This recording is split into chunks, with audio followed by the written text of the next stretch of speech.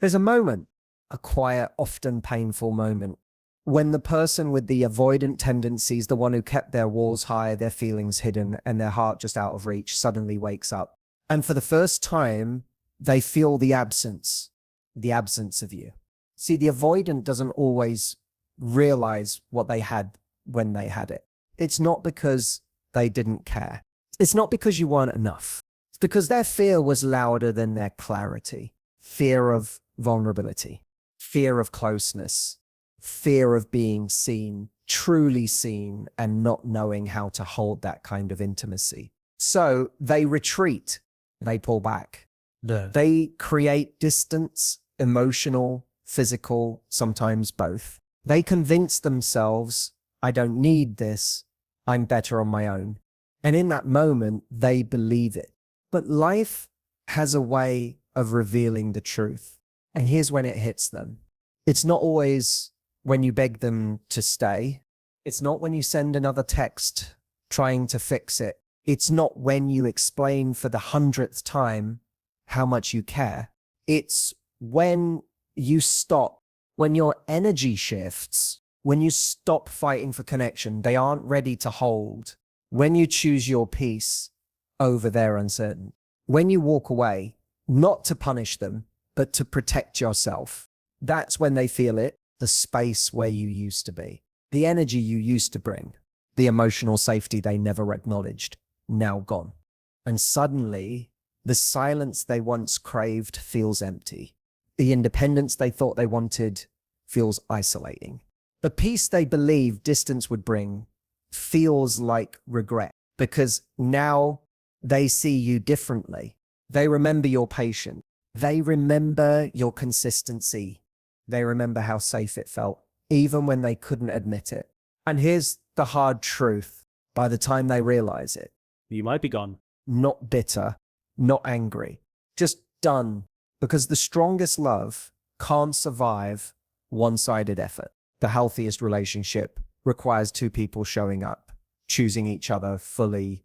And you finally chose yourself. And maybe they'll reach out.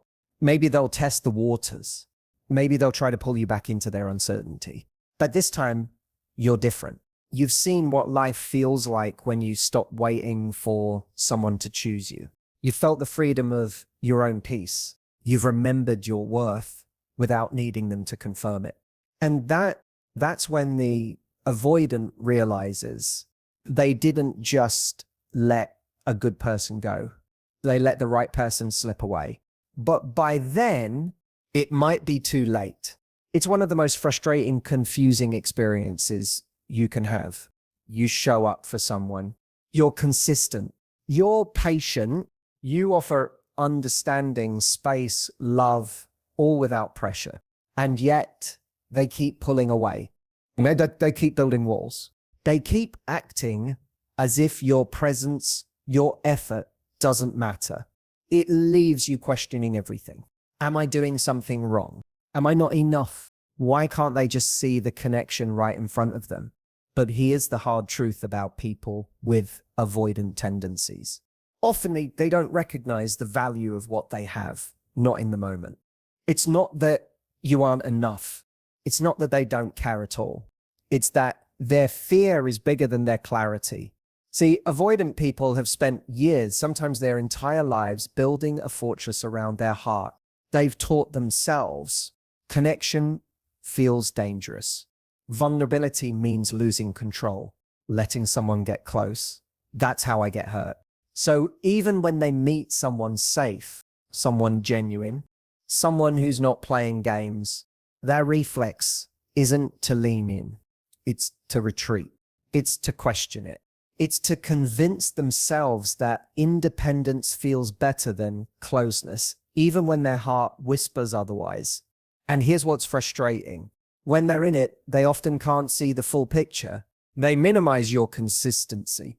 They overlook your patience. They undervalue the emotional safety you bring because they've never known how to sit with that level of security. It's like putting a starving person in front of a feast and watching them push the plate away because they've lived so long on scraps, they no longer believe they deserve more. But here's the thing. That's their story to unravel. That's their work to do. It's not your job to prove your worth to someone who's still learning how to receive love. It's not your job to convince them that closeness doesn't equal danger. You can show up. You can be real. You can offer space for a while. But ultimately, the decision to see your value, to truly recognize the rarity of what you bring, that's on them.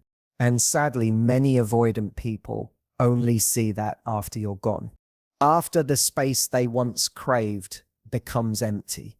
After the connection they downplayed disappears. After the silence echoes louder than your words ever did. But by then, the moment they finally recognize your value, you may have already recognized your own. If you've ever cared for someone with avoidant tendencies, you've probably felt this frustrating contradiction. You sense they care. You feel the connection. There are moments, small quiet moments, where their guard drops and you see their true heart peek through. But just as quickly, they pull away. They go cold. They retreat into silence, distance, or emotional shutdown. And you're left wondering, did I imagine that connection? Did I do something wrong? Why does it feel like they're constantly running, even when I'm standing still? Here's the truth. It's not that they don't feel something for you. It's not that there isn't real potential. It's that for them, fear speaks louder than clarity. See, for someone avoidant, fear isn't just a passing emotion. It's a survival mechanism. It's the lens through which they interpret connection. It's the internal alarm that screams, this is dangerous, you're losing control. If you get too close, you'll get hurt. So even when there's something beautiful in front of them, even when they feel drawn to you, even when their gut says this feels right, the voice of fear drowns it out. And that fear, it's sneaky, doesn't always sound like panic. Sometimes it whispers, I need space. I'm just not ready. I'm better off alone. I don't want to lose my freedom. Those statements, they feel logical to them. But underneath, it's fear dressed up as practicality. And the hardest part, you can't argue someone out of their fear. You can't logic your way into their clarity. No amount of reassurance, patience, or explaining can override a fear they've lived with for years, maybe their entire life. But here's the thing, their fear isn't your burden to carry. Their internal battle doesn't have to become your prison. You can love someone, you can hope for their growth, but you cannot force clarity onto a heart that isn't ready to receive it. The avoidant only truly sees the difference between fear and clarity when they lose what fear made them run from. When the connection they doubted, the safety they resisted, the love they downplayed, is no longer there to comfort them. It's in that silence that they finally hear the quiet truth. Fear isn't protecting them, it's isolating them. Fear isn't keeping them safe, it's keeping them alone. But by then, the clarity they once silenced might arrive too late. There's a common mistake so many people make when they care about someone who's avoidant. They wait. They explain.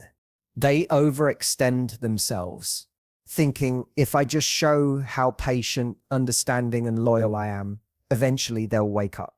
They'll choose me. But here's the harsh, honest truth. That wake-up call, that moment of realization, it doesn't happen while you're still standing there, making it easy for them to take you for granted. It happens After you choose yourself. See, as long as you keep showing up, overcompensating, excusing, overgiving, you're shielding them from their own discomfort. You're softening the edges of their avoidant behavior. You're filling the space so they never have to truly sit with the consequences of their emotional distance. And let me be clear, you can be the most incredible person. You can bring love, patience, consistency, but none of that matters if they're still running from themselves. But the second your energy shifts, that's when everything changes. When you stop chasing clarity, they refuse to give when you stop bending for someone unwilling to meet you halfway, when you stop handing over your peace, your self-worth, your time, in the hope they'll finally wake up, that moment when you quietly choose yourself, when you reclaim your boundaries, when you step back, not out of spite, but out of self-respect, that's when they feel it. Suddenly, the space they thought they wanted feels empty. The independence they clung to feels isolating. The silence they used to control the connection echoes louder than they ever expected. Because the person who always showed up is no longer there. The emotional safety they once resisted is no longer offered. The love they minimized is no longer theirs to lean on. Yeah. And only then, in the absence, does the realization finally hit. Not when you're pleading, not when you're explaining, not when you're waiting. It's when you walk away, not as punishment, but as a declaration of your worth. Here's the beautiful, powerful truth. Your greatest influence over someone isn't in chasing them. It's in choosing yourself so unapologetically that they're finally forced to face what they've been running from within themselves. And by the time that happens, you're no longer standing there hoping they'll wake up. You're already awake. You've already moved forward. And whether they catch up is no longer your concern because you've chosen yourself. And that is when your real life begins. You can spend hours explaining your feelings to someone. You can write the long messages. You can have the deep conversations. You can try to show them how much you care, how much potential exists between you, how safe you are for their heart. But here's what often gets overlooked. Words, they only land when someone is truly ready to hear them. And with an avoidant, that readiness rarely comes when you're still standing there, giving them easy access to your love. See, avoidant people often have a complicated relationship with connection. They crave closeness, but fear it. They want intimacy, but resist it. They long for love, but question it the moment it shows up. And in the midst of that internal tug of war, they tune out your words. They minimize your effort. They downplay the value of your presence, not because you're not valuable, but because fear distorts their ability to receive love. But here's the one thing they can't downplay. Your absence, when you finally stop over-explaining, when you stop pushing for clarity, when you step back quietly, confidently, your absence becomes the loudest statement you'll ever make. It's in the silence that they finally feel what they've been running from.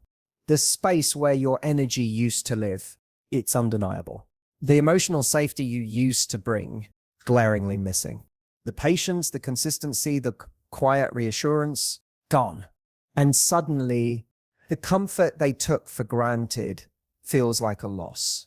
The independence they thought they wanted feels empty.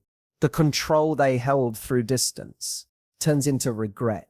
Your absence, it speaks in ways your words never could. It forces reflection. It creates discomfort, the kind they've been avoiding but can't escape now. It makes them confront their own fears, their own patterns, their own role in the disconnection. And most importantly, it reminds them maybe for the first time that your love wasn't a guarantee. It was a gift, a rare, valuable, beautiful gift that they assumed would always be there. But love isn't unconditional when respect, effort, and vulnerability are missing. And you finally respected yourself enough to leave the conversation they weren't ready to have. So yes, your absence is loud. It's powerful. It's necessary. And often it's the only thing that finally wakes them up. Yeah. By then, whether they reach for you or not, you'll already know the most important truth. You don't need their validation because your peace speaks louder than any apology ever could. It's a strange thing. How sometimes people only see clearly when it's over. They only understand the depth of what they had when it's gone. And for the avoidant, that realization often comes late, not because they're cruel, not because they didn't care at all, but because their fear, their walls, their need to protect themselves from vulnerability, blinded them. In the moment, they convinced themselves, I don't need this. I'm better on my own. It's not that serious. They'll always be there. But life has a quiet way of revealing what's real, and what they couldn't or wouldn't see when you were right in front of them becomes crystal clear when all that's left is silence. Suddenly, the absence of your presence is unavoidable. The energy, the emotional safety, the consistency you brought, gone. The love they downplayed, now, a memory they can't escape. And the avoidance starts to replay it all. The patience you had, the moments you stayed, even when they pushed you away. The way you believed in them, in the connection, when they were too scared to do the same. It hits them not as a gentle realization, but as regret, a gnawing ache that says, you had something real and you let fear destroy it. But here's the difficult part, and also the most empowering for you. By the time they finally wake up, you've changed, you've grown, you've healed, because you weren't standing still. You weren't waiting endlessly for them to figure it out. You were choosing yourself. You were rebuilding your peace. You were remembering your worth, not because they validated it, but because you did. And so when they circle back, as avoidants often do, when they test the waters, when they send the I've been thinking about you message, it feels different. Because you're different. The same breadcrumbs of affection that once had you clinging to hope, now they're not enough. The half-hearted attempts to reconnect, you see through them, the realization they finally have. It's no longer your responsibility to soothe. See, they may finally see what they lost, but that doesn't mean they get to have it back. Love is a gift, not a guarantee. And sometimes the greatest love story is the one you write with yourself. After they realize they let the right person slip away, there comes a moment in every connection where you're faced with a decision. Not about them, but about you. You can keep pouring energy into uncertainty, keep waiting for their fear to settle, keep hoping they'll choose you the way you've chosen them. Or you can choose yourself. And let me be honest, that decision, it's hard. It doesn't come wrapped in confidence overnight. It often arrives through frustration, tears, and the quiet realization that love, no matter how deep, cannot replace self-respect. Because here's the truth. No one tells you when you care about someone, avoidant. You can't love them into clarity. You can't wait them into readiness. You can't sacrifice your peace, your needs, your worth, and expect that to create a healthy relationship. At some point, the bravest, most loving thing you'll ever do is to stop trying to prove your value to someone who's not ready to receive it and start proving it to yourself. Choosing yourself doesn't mean you stop caring. It doesn't mean you become cold, closed off, or bitter. It means you stop betraying your own needs. You stop minimizing your worth for the sake of potential. You stop auditioning for love. That should be freely given. And the beautiful, life-changing part, when you make that shift, everything changes. Suddenly, you're no longer anxiously waiting for a message that never comes. You're not explaining your heart to someone determined to misunderstand it. You're not molding yourself smaller to fit into the cramped space they offered. Instead, you stand taller. You breathe easier. You realize love isn't supposed to feel like convincing. It's supposed to feel like home. And here's the greatest lesson of all. When you choose yourself, not out of spite, but out of quiet self-respect, you teach people how to treat. You show them that your energy is valuable. Your time is precious. Your love, rare. And your peace, non-negotiable. And for the avoidant, that's when the real regret creeps in. Because now the version of you that once overextended, gone. The version of you that accepted crumbs, gone. The version of you that believed love had to be earned, real. gone. All that's left is the strongest, clearest version of you choosing yourself, and whether they ever come to terms with what they lost, that's no longer your story to carry. Your story starts now with self-worth, with peace, with the kind of love Yeah. that begins and ends with you.